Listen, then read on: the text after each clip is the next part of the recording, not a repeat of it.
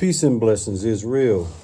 First and foremost, I want to take this time and give all praises, glory, and honor to Yahweh through his only begotten Son, Yahushua, for allowing this word to come out.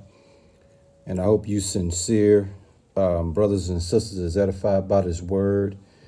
And the name of the lesson is called Sign of the End Times, Biblical News, Volume 249. And in this edition, we're going to speak about the black Mississippi judge that was killed by her son, who in essence was killed by the police. This is a sad story, but at the same time, it's just another example to show you that we approaching the end times, man. You know, it's the end time when you have children killing their parents, man. I'm talking about people of color. It's very troubling when you see people of color, people of color, kill their parents, man. You know, it's not just people of color, all different ethnic groups have done this, but the reason why I focus on people of color because we were raised a little different pertaining to reverence and respect to your parents, man. And what I'm going to show you in this word that, man, dude,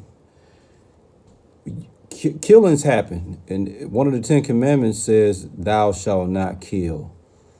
Okay, and right now murder is at an all-time high all over the world. Murder is like a pandemonium overdose overload of increasement when it comes to murder.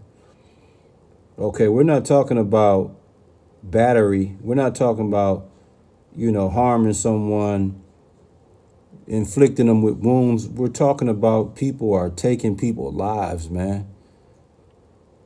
I mean, dude, that's beyond crazy, man.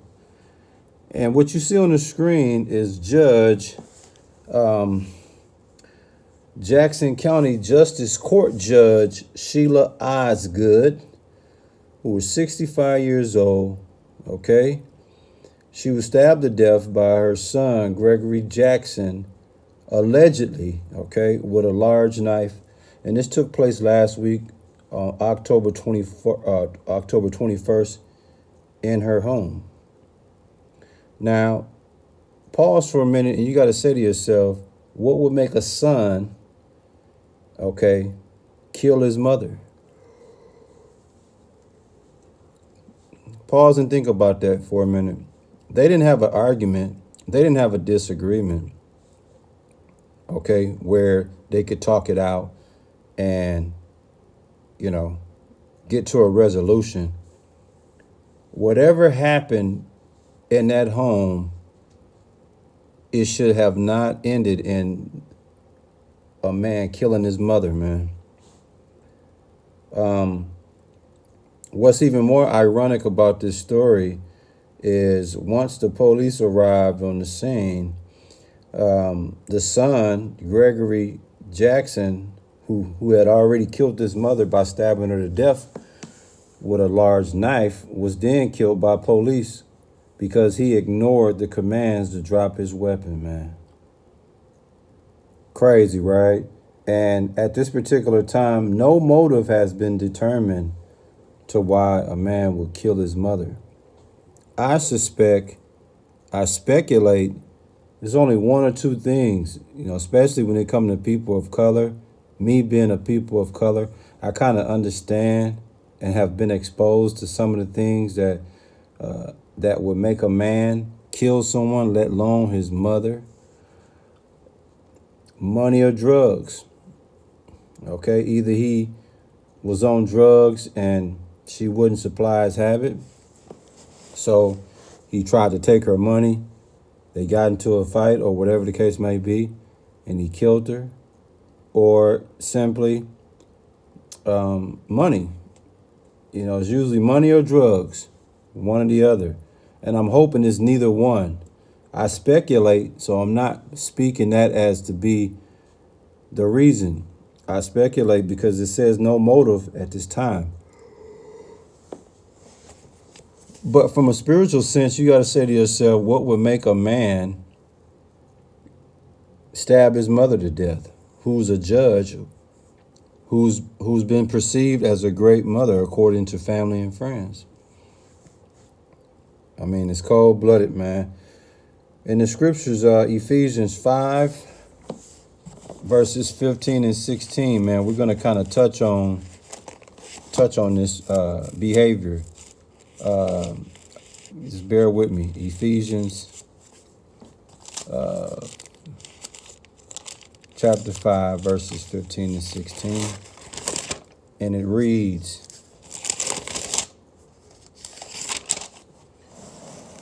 Ephesians 5 and 15, it says, See then that ye walk circumspectly, not as fools, but as wise, redeeming the time, because the days are evil. You see that? We in those times right now. Evil days. And the days that we live now is more violence than ever. It's more gross negligence than ever. And like I previously just told you a few minutes ago, is more murder than ever.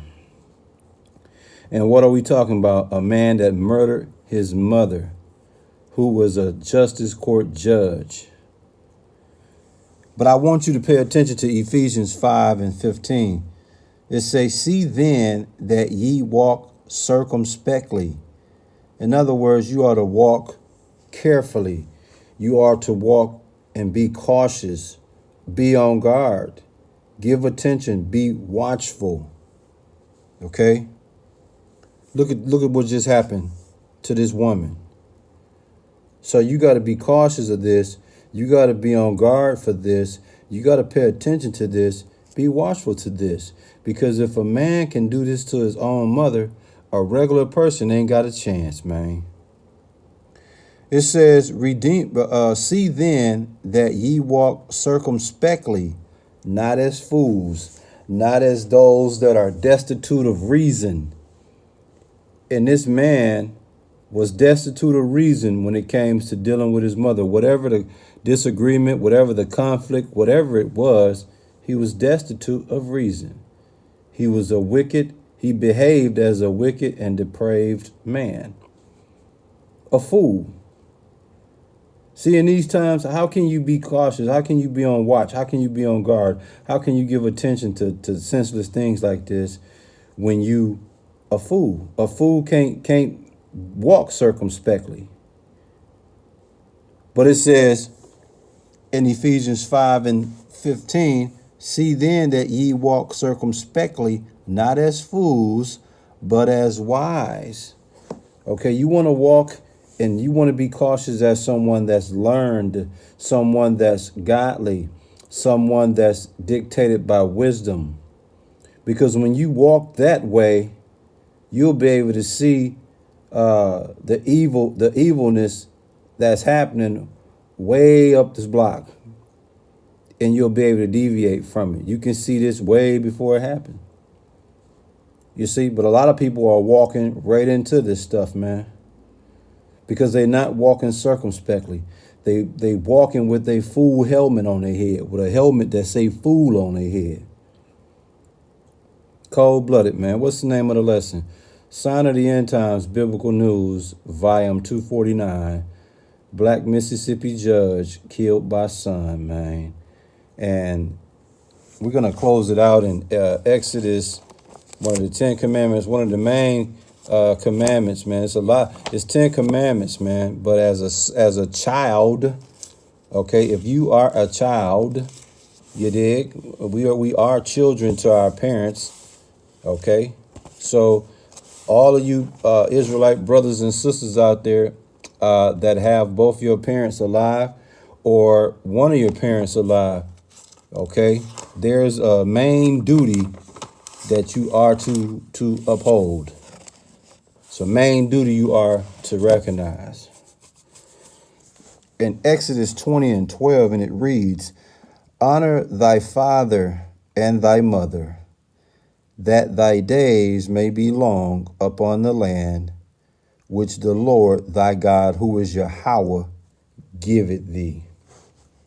Okay? You see that? Honor is the key word I need you to pay attention to when it comes to your parents.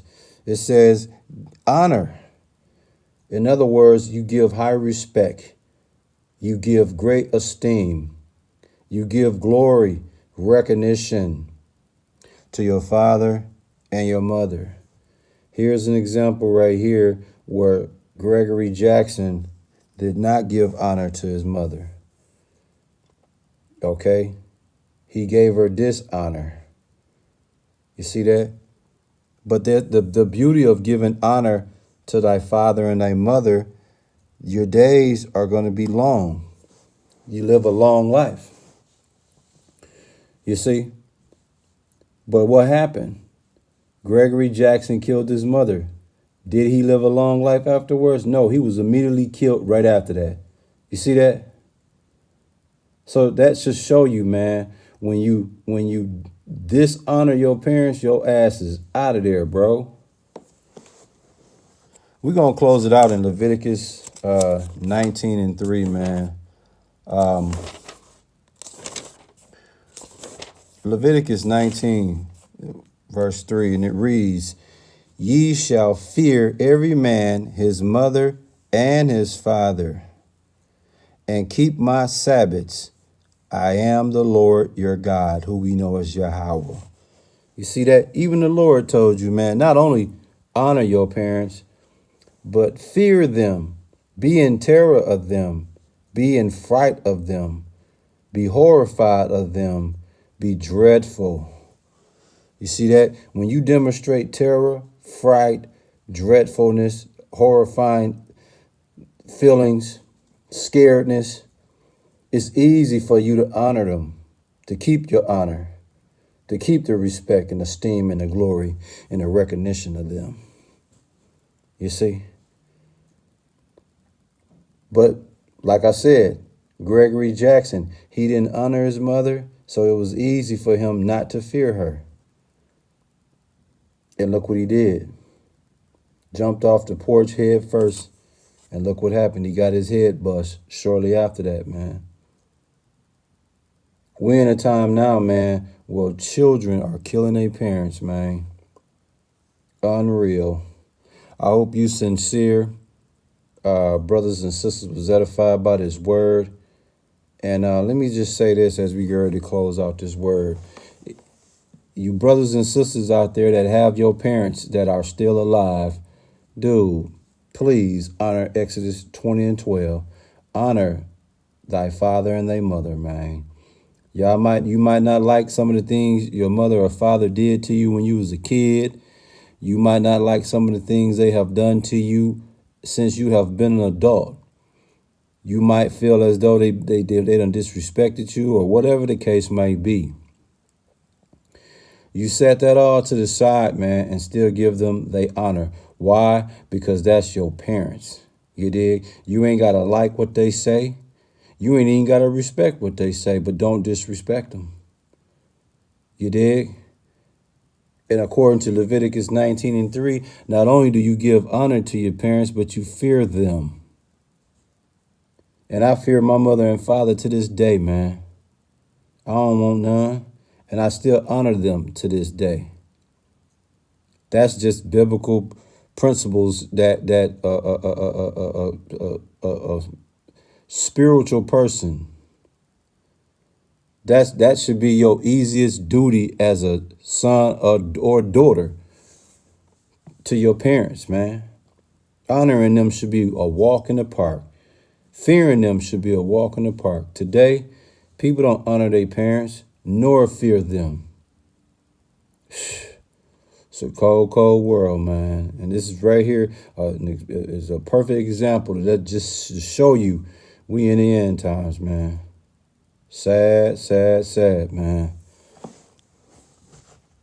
Shalom.